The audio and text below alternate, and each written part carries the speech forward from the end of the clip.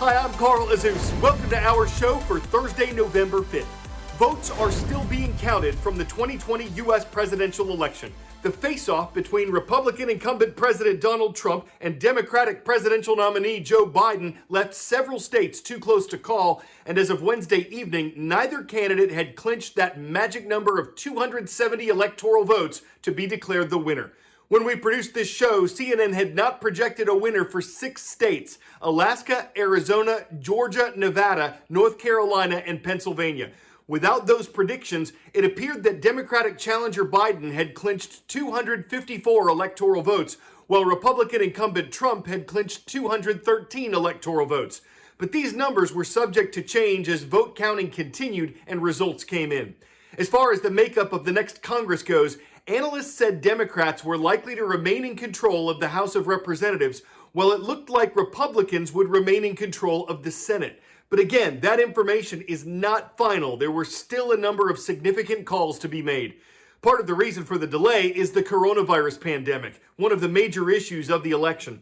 Out of concerns about crowded polling places on Election Day, many people chose to vote early or mail in their ballots. Researchers estimated that more than 100 million Americans voted early this year. Contrast that with the 46 million who voted early in 2016.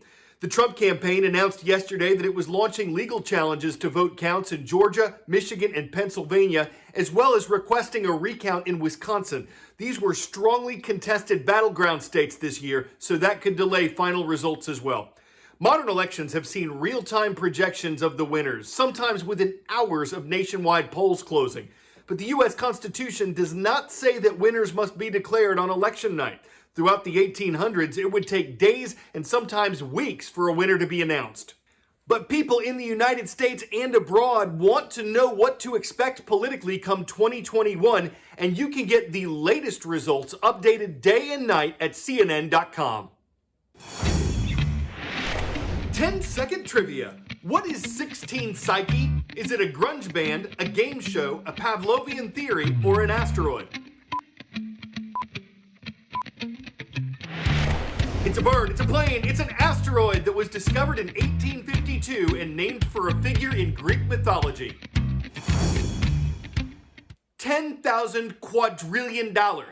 Now that I have your attention, we're talking about the possible estimated hypothetical value of an asteroid. But Carl, you may be thinking, it's a rock. You're right, a rock named Asteroid 16 Psyche that's about the length of Massachusetts. Scientists have been studying it through pictures gathered by the Hubble Space Telescope, and they published new findings in the Planetary Science Journal. They don't know exactly what it's made of, but they think that Asteroid 16 Psyche could be iron and nickel. If it is, they say a piece of iron that big would be worth more than all the economies on Earth combined. Okay, so let's go get it. Well, not so fast, Han Solo. The asteroid is 3 times farther from the sun than we are. NASA hopes to send a probe there in 2022. Researchers hope it gathers some secrets of the universe.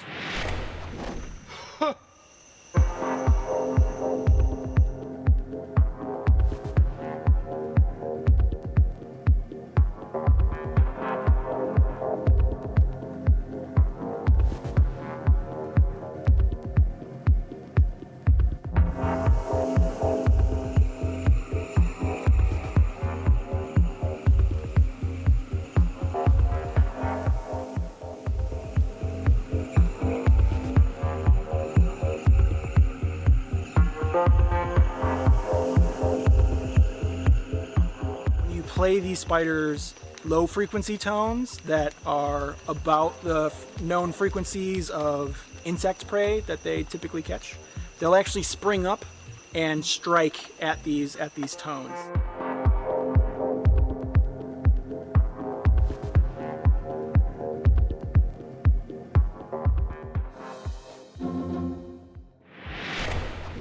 Up next, a tale of 2 towns, or really 1 town with a whole lot of border. Barl Hertog and Barl Nassau are fitted together like 2 complicated puzzle pieces. They're both surrounded by the Netherlands, but Barl Hertog is considered Belgian and part of Belgium. Barl Nassau is considered Dutch and part of the Netherlands. What's going on here? Well, it's been going on since the 1100s. That's when one official who controlled the area went to another who lived nearby and asked for protection. They made a deal in which they'd each control parts of the town. It wasn't until 1995, for some reason, that the complex borders were drawn, and they still exist 25 years later. Welcome to Barlhertog in Belgium. No. Welcome to Nassau in the Netherlands. No, Belgium. It's the Netherlands. Belgium. No. Give me the Netherlands. Okay, everyone, please calm down. It's both. Welcome to the town with one of the most intricate borders in the whole world.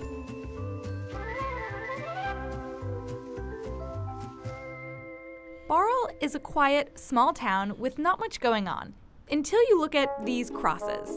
Yeah, that's an international border. And so is that, and so is that.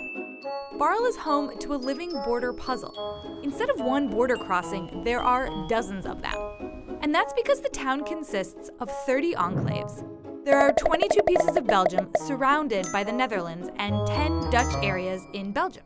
The border goes through houses, and this means that there are two of almost everything, for a population of under 10,000. 2 postal services, 2 churches, 2 bus companies. There are even 2 mayo toppings at this chicken shop. Yep, this one's Dutch and this one's Belgian. And there's 2 town halls. And of course, a meeting room with a borderline in it and 2 separate representatives.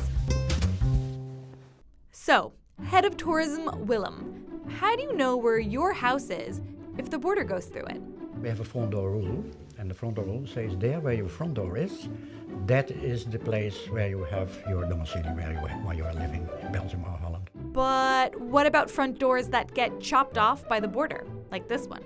That's an exception. Living there, you can choose both ways, of course. Like gallery owner Sylvia. This is Belgium, this is Netherlands, and this is my gallery. I have chosen from Belgium because I was living in Belgium, my company was Belgium, so I take the easiest way. All right, but the international commute, it must be tiring, right, cafe manager Willem? Of course. My cafe is at the Dutch side. I am Belgian, so I cross the border every day. But I live here 200 meters from, so it's not that far. Okay, so my last question, it has to be this. Which town is best? Barlhertog or Nassau?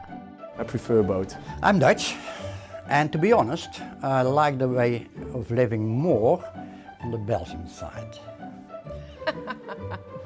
Barlhertog, of course.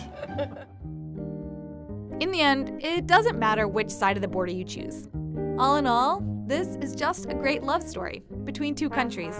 En wij willen ook een voorbeeld zijn, hier in Barlhertog, Nassau, een voorbeeld zijn voor andere situaties waar grenzen wel grote problemen zijn. We have learned to deal with each other, we have learned to live with each other, and I could say we are an example for the rest of Europe, maybe the rest of the world.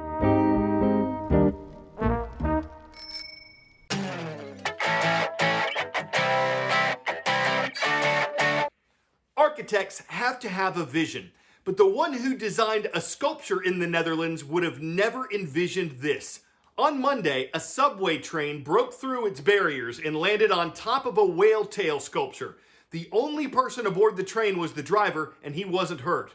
But the architect of the sculpture says if it weren't so strong and built at the height it was, the driver might not have survived the accident. And now when he tells of the tall tales, he's not telling tall tales. He's got a whale of a tale to tell about the time he took the underground overground and wound up grounded to an undersea creature. People might ask, are you for whale? They might ask if he's feeling well, but he'll be able to say, hey, it's no fluke. I'm Carl Azus. We've got some Spartans watching today. Shout out to the students of Sure High School. Are you sure? I'm sure. It's in Montebello, California. Sure is good to have you watching CNN 10.